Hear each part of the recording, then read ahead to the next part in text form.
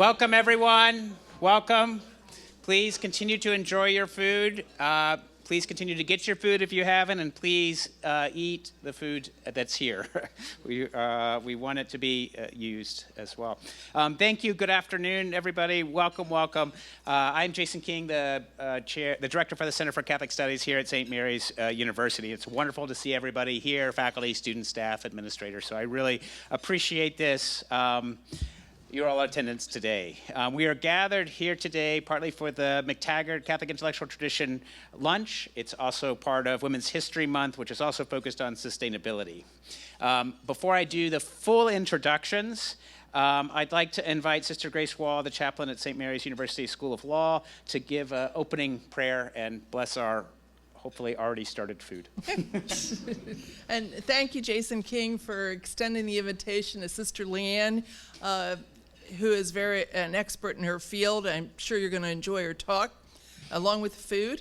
And on behalf of the Marianist sisters, the ones who are in the house today, besides Sister Leanne, Sister Laura, Sister Gretchen, and Sister Nicole, and myself.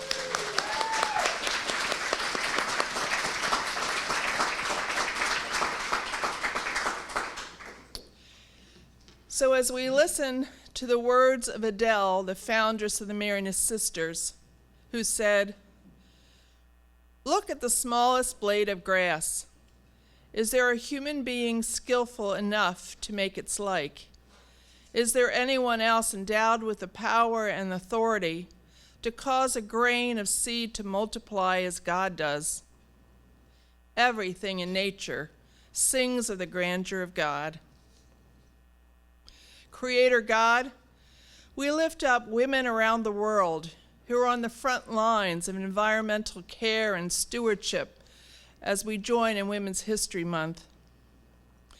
Grant us all the wisdom and foresight to protect the earth and its resources for future generations. Empower women to be leaders in sustainability, ensuring their voices are heard in decision-making. Give us the strength to foster sustainable communities where consumption is responsible and resources are shared fairly. And we pray for our students, especially gathered around the table today, whose St. Mary's education will enable them to have opportunities to create a future where all are empowered to work in green innovation for a just and sustainable world. And I pray in thanksgiving for the legacy of Marie-Thérèse de Lamoureux and Venerable Marie-Thérèse de Lamoureux and Blessed Adele de Tranquillon, founder of the Sisters, who collaborated with Father Chaminade to rebuild and restore communities to meet the educational and material needs of the disadvantaged. And I also give thanks for Sister Leanne and her legacy of collaborative and innovative work at the Marianist Environmental Center in Dayton and her presence with us today. Bless her and the insights she'll bring to us. And we join in gratitude for the McTaggart Lecture sponsorship, who enables us to gather around these tables and empowers us for the work ahead. We give thanks for the food and the conversation that will nourish us today. Amen. Amen. Yay, God. Yay, God. It makes me happy. Thank you, thank you. As I said, this event is part of the McTaggart Catholic Intellectual Tradition series made possible through the generosity and vision of Glenn McTaggart, who is here in the audience today. So.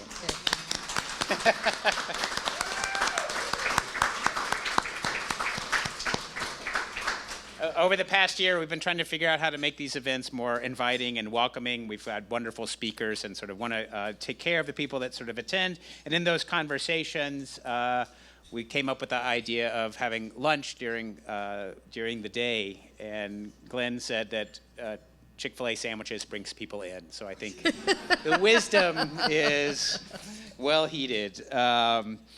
I also think that having food while we talk is part of the way that Jesus carried out his own ministry in community and in tables and in conversation. So here's how today will work. We'll begin with a conversation up here up front with some questions. It's not an academic lecture, but we will be fronting both Sister Leanne's work and her as a person as well. We will stop a little bit before the end to have people to engage the audience with your own questions and conversation points. We will have a presidential ambassador bringing a microphone around at the end so you can ask your own questions. We will stop at sort of 1:30 for those that need to go to class, but nobody's being kicked out. You're free to stay, eat, mingle, talk, and converse as well. Today's event is also being recorded as part of Season 3 of the Center's podcast, Beyond the Lecture, so we can extend these conversations beyond the room. The camera's in the middle, so if you get up into the middle, you will be on camera, on film. So, today's gathering emerged in part because of and is part of Women's History Month. So I'd like to thank Dr. Wilson, Chair of the Department of Education, Chair of Women's History Month here at St. Mary's. This is just Dr. King, I would like for the members of the Women's History Month Planning Committee to please stand up, whoever's here, please, to recognize all the work that they've done.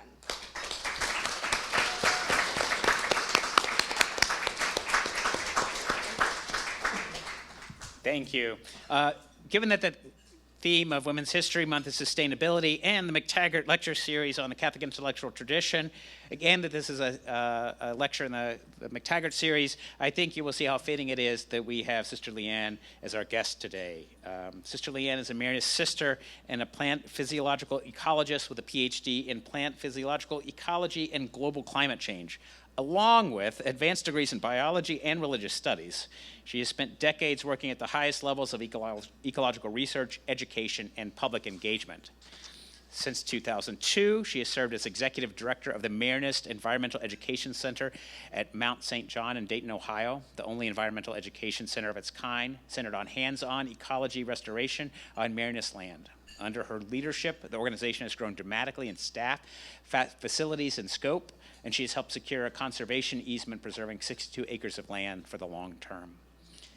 She's also held significant leadership roles at the University of Dayton, including serving as a scholar for faith and environment at the Hanley Sustainability Institute and leading initiatives to implement the Laudato Si Action Plan and the UN Global Compact on Education within Marianist context.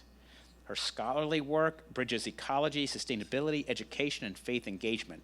She's published in leading venues in ecology and sustainability, including work on integrating the UN Sustainability Development Goals into ecological curriculum and on strengthening partnerships with faith-based organizations, scientists, and youth for climate action. Earlier in her career, she contributed to scientific research in plant reproductive ecology and climate response. But perhaps most distinctively is her bridge building between ecologists and faith communities. In her research, she recounts being told early in her career that she would have to choose between being a scientist and following her religious vocation. Her life's work has been a sustained refusal of that choice. As a Marianist sister, she embodies the charism of embodies the charism that integrates education, community, justice, and mission. As a scientist, she brings rigorous ecological literacy. As an educator, she forms young people not only to understand ecosystems, but to see their moral and spiritual responsibilities within them. So today, we're not only welcoming a scholar, we welcome a leader who has shaped institutions, preserved land, formed students, influenced national conversations on sustainability, and modeled what it looks like to hold faith and science together with integrity and depth. Please join me in welcoming Sister Leanne.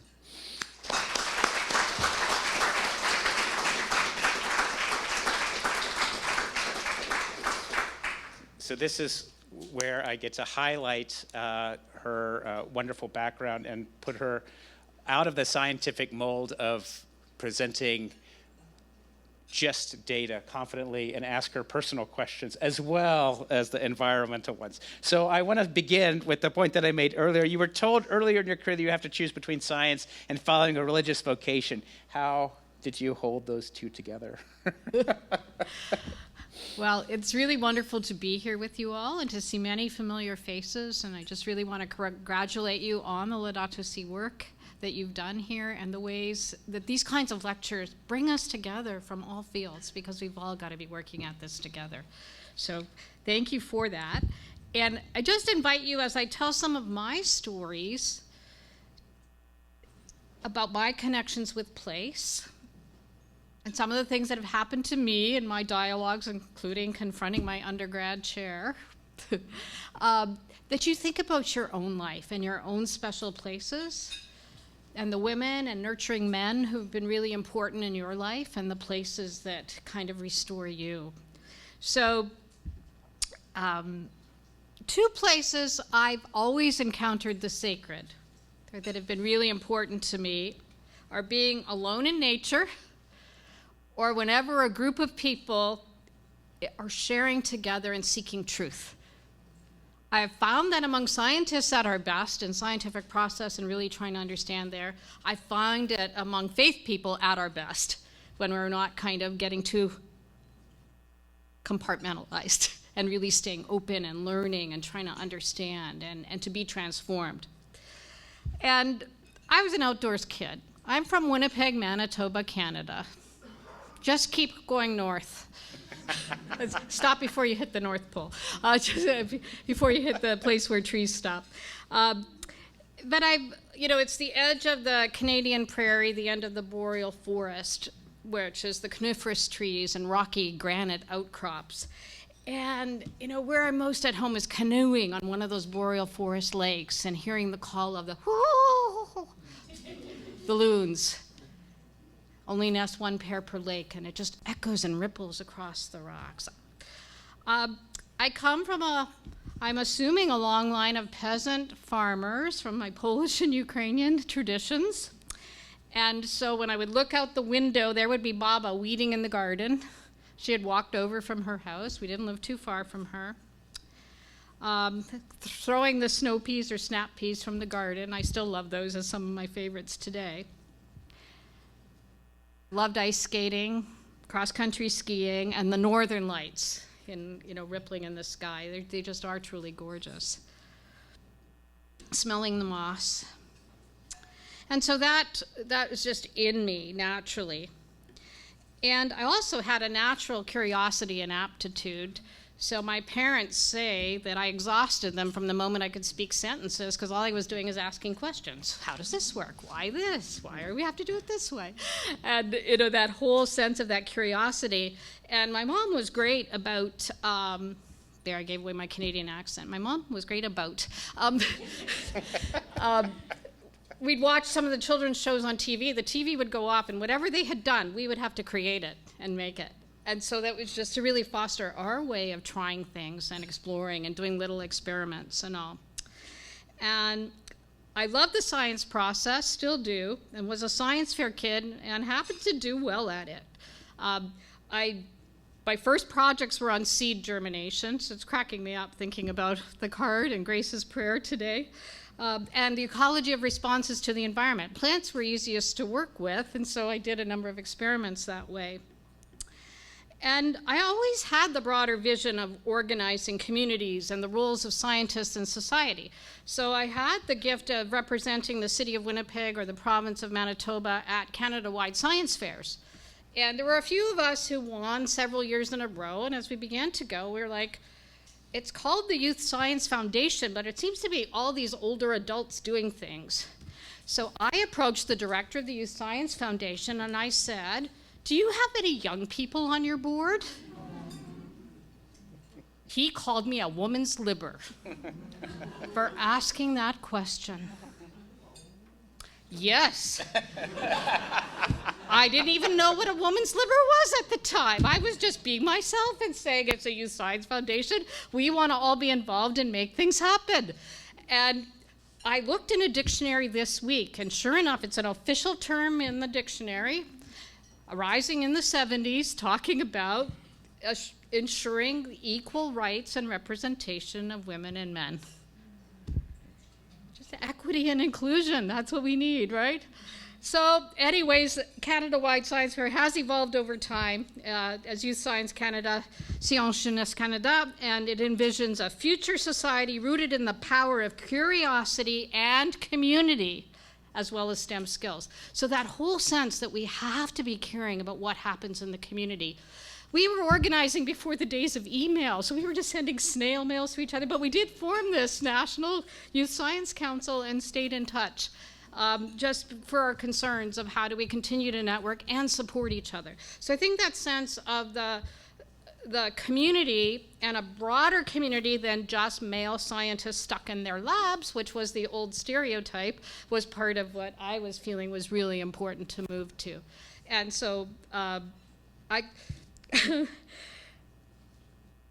and then I did have the challenge of my department chair, too, who, when I was an undergrad, said, Leanne, you're just going to have to learn and focus on one thing. You can't do everything. I begged him to take a music course because in the Canadian system, every science course had a lab attached with it. So a semester I was taking 5 courses and 5 labs. I'm like, can I just add a music course? And he was concerned that would ruin my chance for a research fellowship in grad school.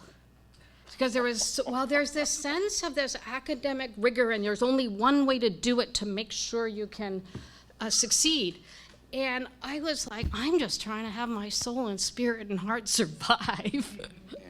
I think I'm so grateful for the liberal arts system that does allow us to do that integration. I used to complain that all they cared about in our science classes is everything from the eyes up, and not how we were feeling about something or what it meant for us. So I think we're still relating to this, aren't we, sometimes?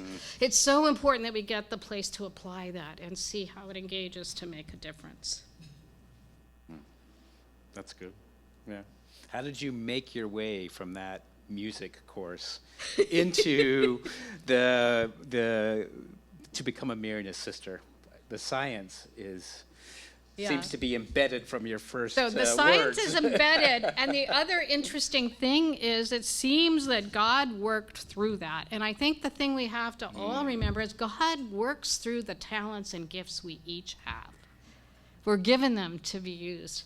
And Pope Francis in Laudato Si says we need everybody to be working at this all together. So we've got to really develop those talents and gifts and then see where we can apply them, because those of us who have an expertise in an area then are called to really be of service from that.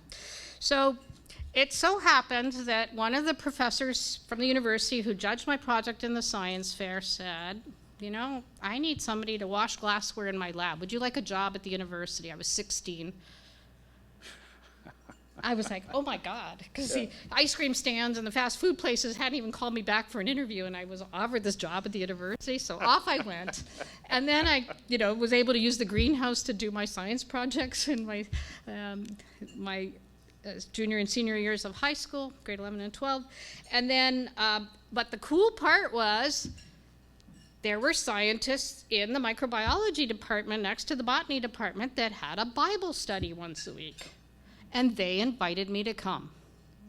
Now, Catholics weren't reading the Bible as much in those days. It was Good News for Modern Man little pocketbook. It was what it was called. And but I went, and they were like, it was really alive to them. And they did these spontaneous prayers, and they were very welcoming. And I'm like, wow. And it was really nurturing their life as scientists. And they were kind of challenging me on my faith, and have I really given my life to Jesus? And I'm like, well, I'd gone, I was confirmed in grade 2. That's what we did in those times. So had been very active in church, but hadn't really thought about that personal choice. Do we make that personal choice to really give our all? And it was on a greenhouse roof, so here we go, in the botany department, that I kind of said, well, God, I'm not even sure that you exist, but if you do, give me the faith to believe in you. Those little prayers, those little moments when we really have to search and wrestle, using my, science head, in that. But thinking back at all the ways, and after I prayed that prayer, it was all these ways that I realized I had been blessed and that things had happened and been given.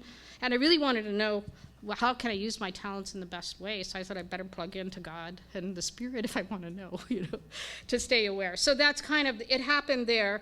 And it's continued that way. And then the seed of Texas was planted in me back then, too. Because in Winnipeg, I went to public school, but the Marianist brothers were teaching in a Catholic school in the diocese right next door. So in Winnipeg, we have 2 dioceses. The river divides the French side traditionally from the English side traditionally. And then, so the Marianist brothers were on the French side traditionally, and it was St. Louis Province brothers, so brothers who worked in Texas and St. Louis, kind of were teaching up there too at times. And they brought a group to Camp Tekaboka for the Marianist Life program when they were in high school. So it was a long van ride from Winnipeg to, that's like 40 hours. You took a van all the way? They took a van all the way, or a bus trip, yeah. And then they came back and they kept meeting, because you see, Winnipeg's kind of isolated, and you'd have to drive 10 hours to get to a larger university. So there's 3 in the city. They kept meeting in university. And then they did this radical thing, which I think we always have to remember to do when we're in our small, comfortable Marianist communities or units, that are friends we like hanging out with. They decided to do a coming alive retreat for all the young adults in the city. And they planned with the Benedictine sisters out at the retreat house, and 60 of us came on this retreat. There were 10 of them before, 40 of us joined their community. So the community went from 10 to 50.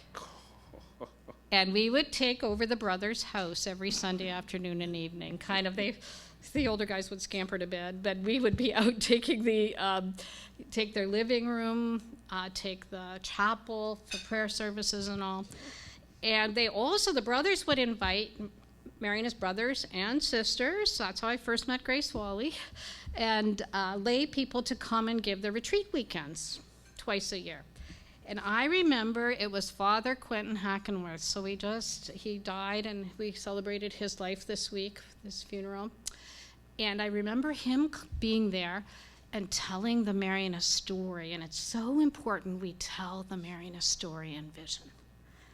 And when he told the story that of Father Chaminad's vision and collaborating with Adele, who was a teenager at the time, a young woman who really wanted to get a group of vowed religious women going, that they started with a lay community for 16 years and dreamed and visioned that there would be vowed religious brothers and priests and laity, men, women, all races, classes of society as one family of equals, non-hierarchical leadership. I'm like, yeah, that's what the church needs.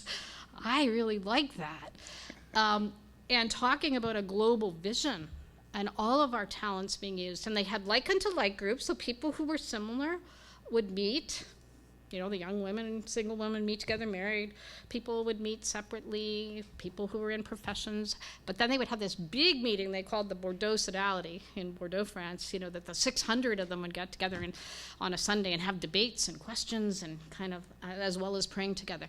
Oh, this is a place where I can ask questions and explore? This is good. I felt at home. I really felt at home, and I resonated with that vision.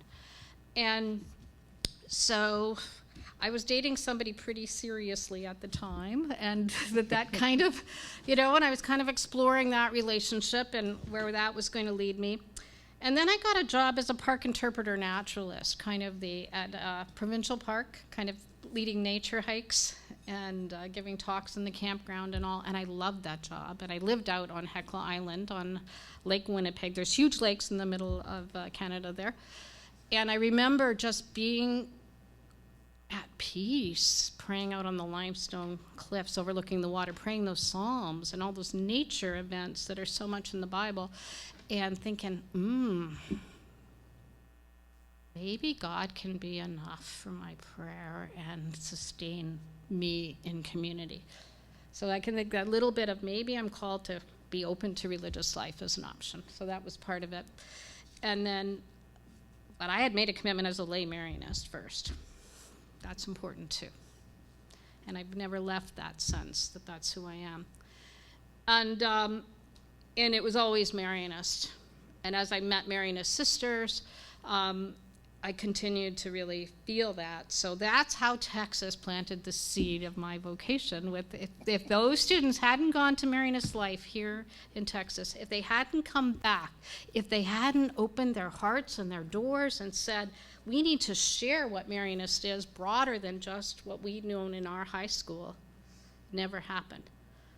So I think we have to think about that because we've got such a gift in our Marianist charism for what the world needs today, just as it did in the time of our founders with the French Revolution and the chaos and the turmoil.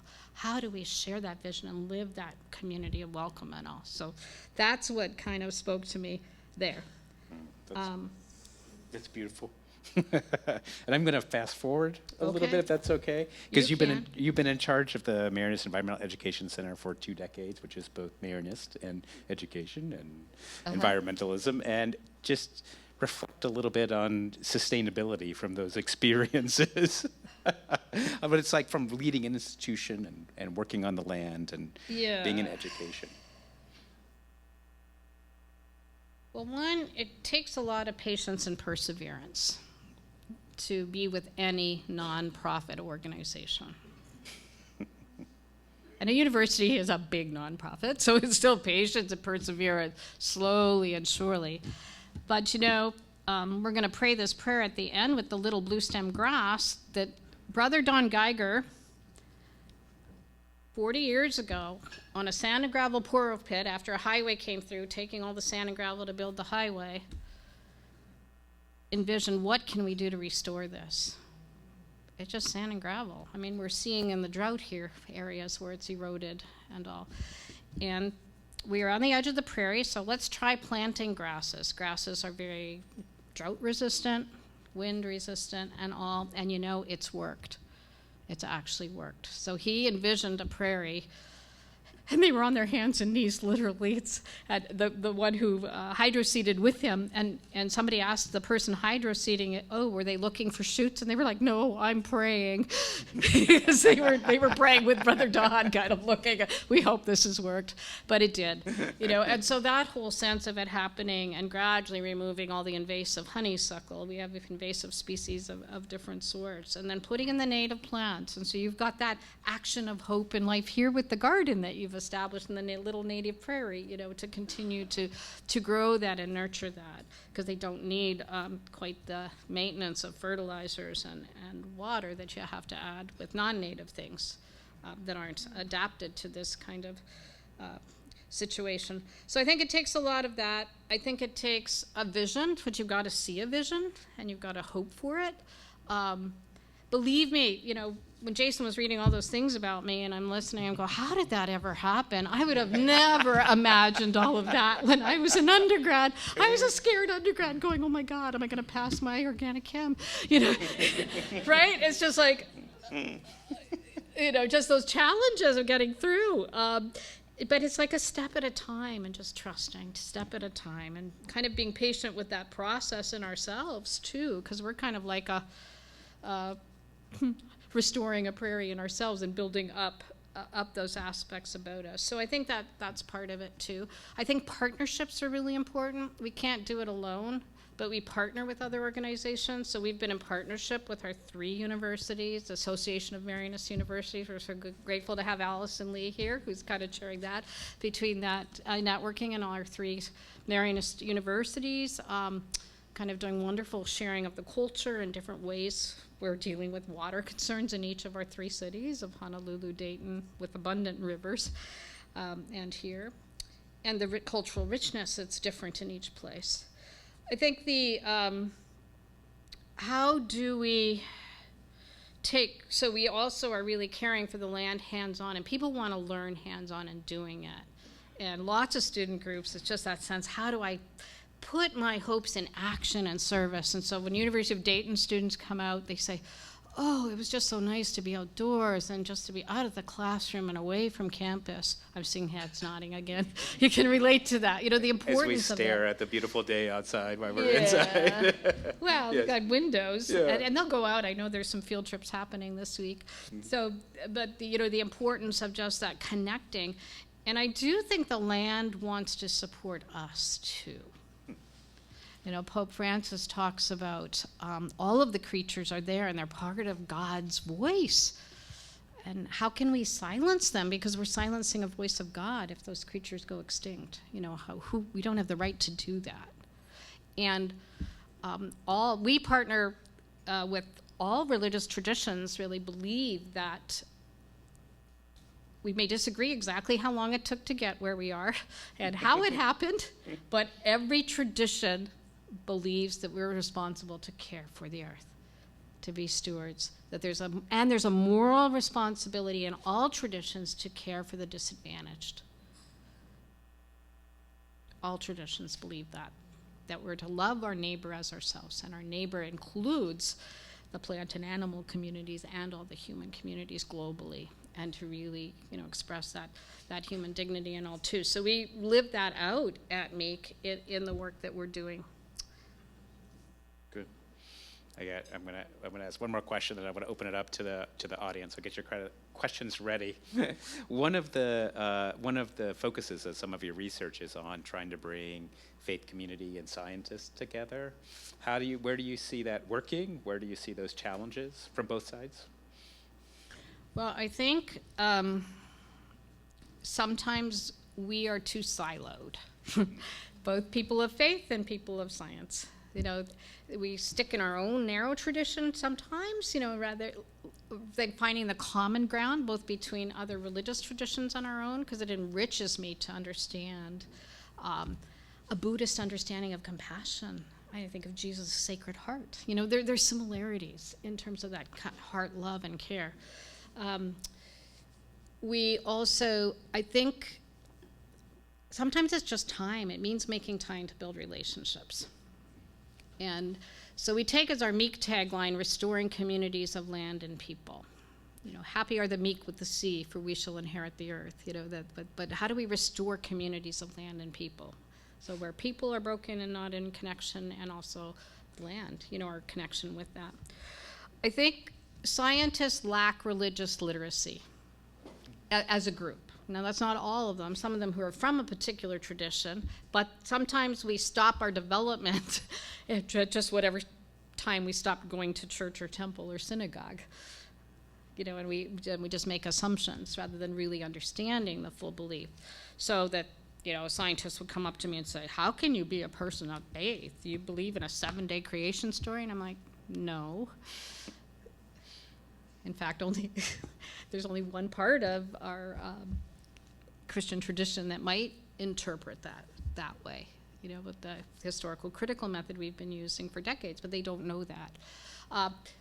They hear Catholic and they think, because all they hear is one issue of our pro-life stance. They don't understand the breadth of our Catholic social teaching and all of the social justice concerns that we do have, and the moral responsibility. And how are they going to unless we tell them and unless we live it? And sometimes I think as Catholics, we're very good at acts of charity or acts of mercy. So a disaster happens, I will send clothes, I will send canned food and all. But the acts of justice, of really speaking out and declaring that this is unjust, this is immoral, and I want to change the system, and I'm going to speak to my political elected official to tell them that it needs to change, that's where we need to be involved.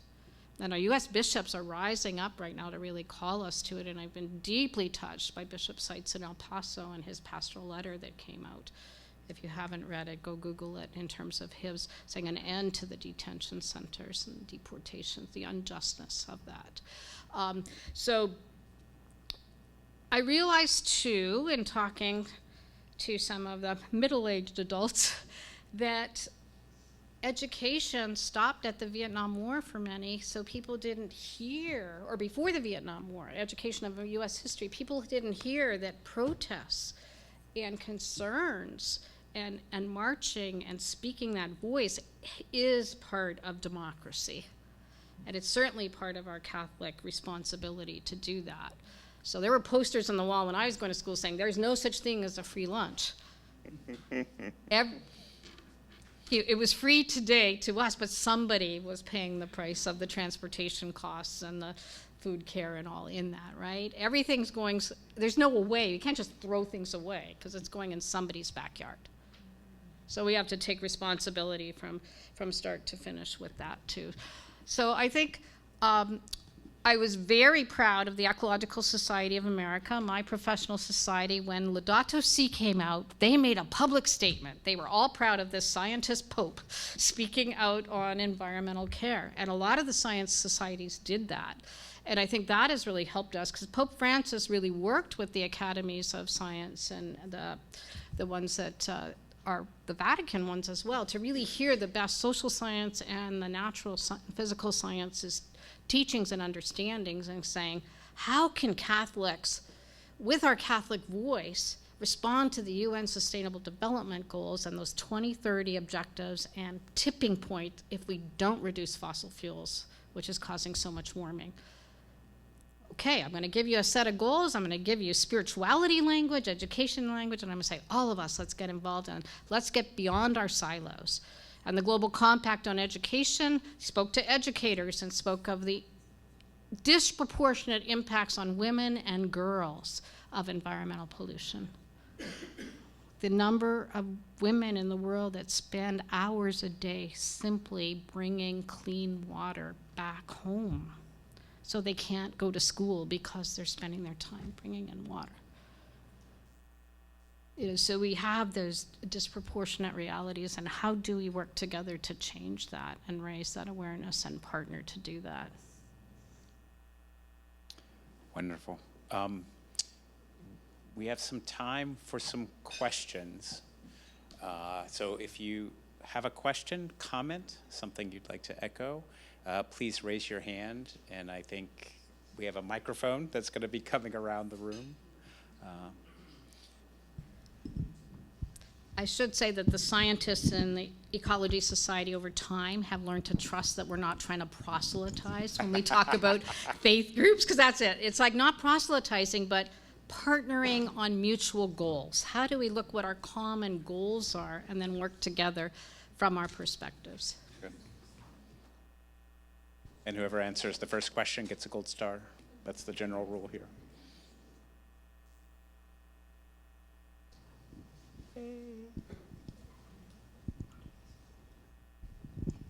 Hi, my name's Annabelle. I have two questions. One's a science question and one is a communication question.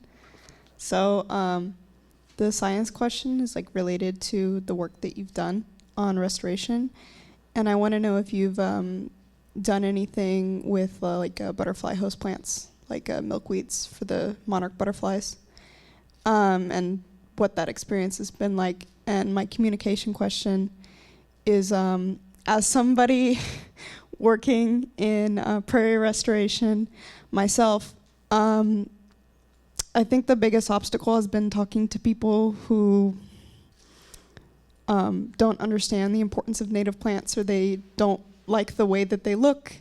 And so some people are kind of ignorant about that. And so how would you recommend reaching out to those people and trying to build a dialogue that respects everybody's opinions while still pushing forward the very important work of restoration and not compromising on like the core values of it? So those are my two questions. Well, I take comfort that Jesus didn't fully succeed in changing everybody's minds. I mean, he lost his life, and not everybody was transformed yet. I mean, it's still continuing, right? So there's that reality that we can't change everybody. But how do we stay open and trusting over time that there's a transformative energy of the spirit that's bigger than any of us individually, so there's that part of it. We cultivate over 300 species of native plants at the Marianist Environmental Education Center. We do have a Marianist Pulse volunteer position working with us, so if any of you would love to do a gap year after undergrad and kind of come work with us, Jose Gabriel Cornejo is with us. Do you know him? Some people know him. So he is at Meek right now, full time.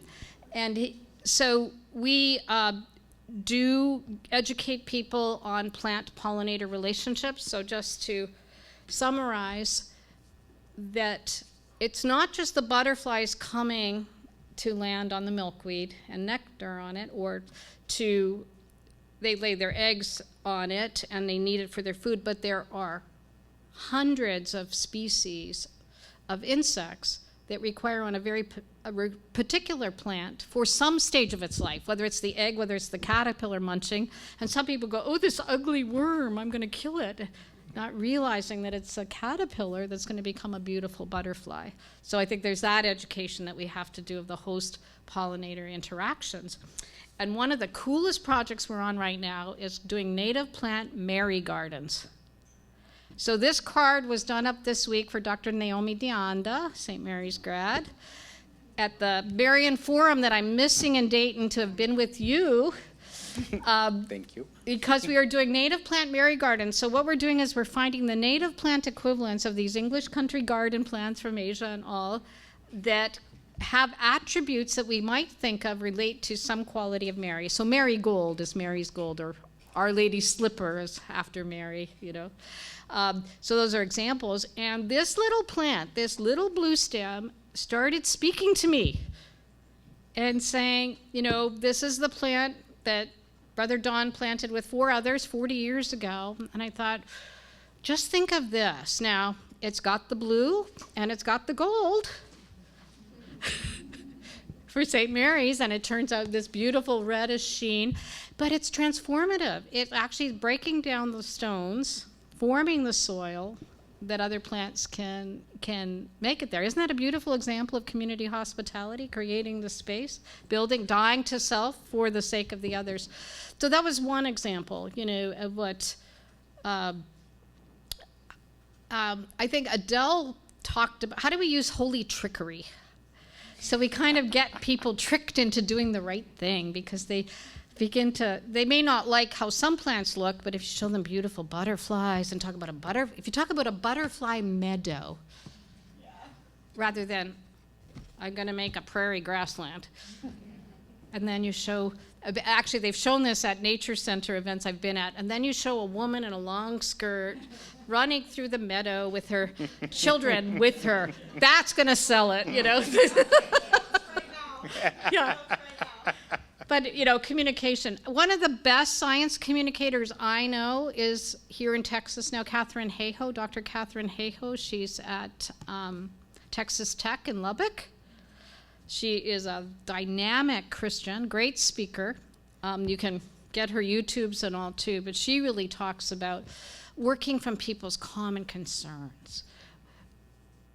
Getting people from across the political spectrum together who wouldn't maybe agree on things, but say, what are you concerned about? What are you most concerned about for your family? What are you most concerned about for your children? Then we come up with common goals, and then how might we get there together? In Ohio, when I was working in political advocacy, and we would have all of the different voices, from the environmental activists to Moms Clean Air Force, kids that would color and send things to politicians. Kids had asthma and talk about we need clean air. And we had, you know, young Republicans to Democrats to the faith communities in different groups, from Catholics to evangelicals. We would all in the back room talk together about what our goals were. We wanted renewable energy. And then we would each talk to our constituents using the language and the values that they had to help them see why it might be good to go in this way. The UD students would speak to the elected officials and say, we don't want to have to leave Ohio. We've got the engineering skills to build renewable energy rather than us shipping turbines from Germany. Well, that began to speak to them, and they said, yeah, that's right. Why can't we build on our industrial legacy in Ohio to do that? So some people say, well, the turbines don't look very beautiful. But I'm like, have you ever looked at power lines? We've gotten accustomed to them. I don't think they're very pretty. Yeah.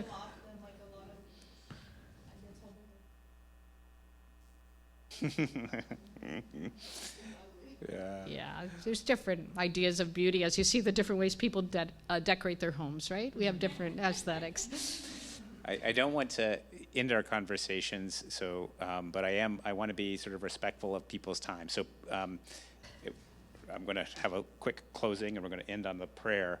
But please feel free to hang around, linger, come up and sort of talk to Sister Leanne. I think she would enjoy it. And please eat any of the food that's sort of here. I want to sort of note that we were doing kind of 3 things at once here, which was Women's History Month, the McTaggart series, and sustainability. And I think you can hopefully appreciate the beauty that Sister Leanne brings and bring all 3 of those things together as well. So can I get a little thank you? And as Sister Leanne suggested, and I think it's a wonderful idea, if we could end by the prayer. There's a little card on everybody's sort of one, and there's a little prayer at the end written by Sister Leanne. And if we could just say it together, and then after that, please have a wonderful day. So I just want you all, Dr. Erica Chenoweth, who's a Harvard professor now, UD grad, came up with a 3.5% rule. So she studied nonviolent movements the world over and found that if you can get 3.5% of the population doing it, there will be permanent change in that society. So Pope Francis said, okay, Catholics, you're 18% of the world. That means if 1 in 5 of us acts continually, all of society will be changed. We don't have to get everyone, but we've got to get 1 in 5 of us, okay? So let's pray for that courage. Pray for 1 in 5. Yeah. Creator God, thank you for little blue stem grass, whose deep roots transform the hardest rock into life-sustaining soil. Teach us to be rooted in you as we care for your creation. Soften our hearts with compassion. Help us to see the broken and disadvantaged with your love, as we work for peace and reconciliation. Mary, walk with us and teach us the patience of the prairie, the beauty of simplicity, and faithfulness in times of challenge. Grow our little efforts into great welcoming communities that ever glorify God. Amen. Thank you all. Thank you. Have a good day. Please eat the food. Please fill out the evaluation cards before you leave as well. Thank you.